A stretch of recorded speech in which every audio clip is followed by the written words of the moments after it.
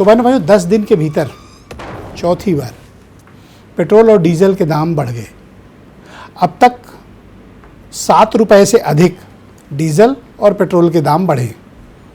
अगर सरकार एक बार में बढ़ाती तो लोग नाराज होते, गुस्सा करते, रोष प्रकट करते और लोगों को लगता कि जेब पर भारी बोझ पड़ा है।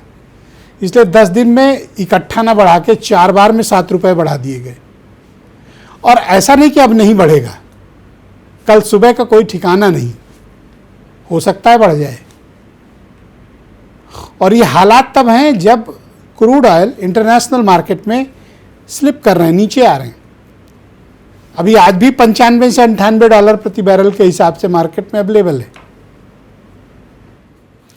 लेकिन ये दावा किया गया कि पेट्रोलियम कंपनीज को 1000 करोड़ रुपए प्रतिदिन का घाटा हो रहा है। अब सरकार की तरफ से दावा हुआ तो ठीक ही हुआ होगा, सही होगा दावा। सरकार कोई बात कहती है तो सामान्य उदाहरण ये है कि वो बात सही होगी। लेकिन बहनों भाइयों, आज सुबह एक और खबर अखबार में छपी थी जिसको देखकर सिर्फ मैं ही नहीं चौंका, देश चौंका। पिछला जो क्वार्टर निकला, तिमाही, उसमें जो ऑयल मार्केटिंग कंपनीज हैं, यानी देश में तेल बेचने वाली जो कंपनियां हैं, इनको महज 3 महीने के भीतर 20,000 करोड़ का मुनाफा हुआ है। तो आप ये कह सकते हैं ये तो पहले का था। जी नहीं, ये मुनाफा युद्ध शुरू होने के 1 महीने 4 दिन के बाद का भी है।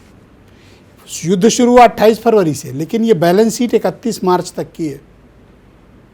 यानी कि मार्च पूरा, मतलब फरवरी का अंतिम दिन और पूरा मार्च, मुनाफे में कोई कमी नहीं आई है। रिकॉर्ड तोड़ मुनाफा। टाइम्स ऑफ इंडिया की रिपोर्ट बताती है कि बैलेंस शीट में इतना मुनाफा है कि इस बार सारे रिकॉर्ड तोड़कर 41% अधिक का मुनाफा हुआ है ऑयल मार्केटिंग कंपनीज का। HP, BPCL, इंडियन ऑयल,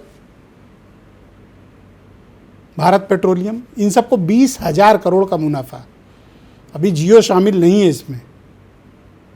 तो एक तरफ इनको मुनाफा कमा रहे हैं, दूसरी तरफ ये रोना रो रहे हैं कि हमें घाटा लग रहा है। तो घाटा लग रहा है तो बैलेंस शीट झूठी है या तो दावा झूठा है, कुछ तो एक झूठा है।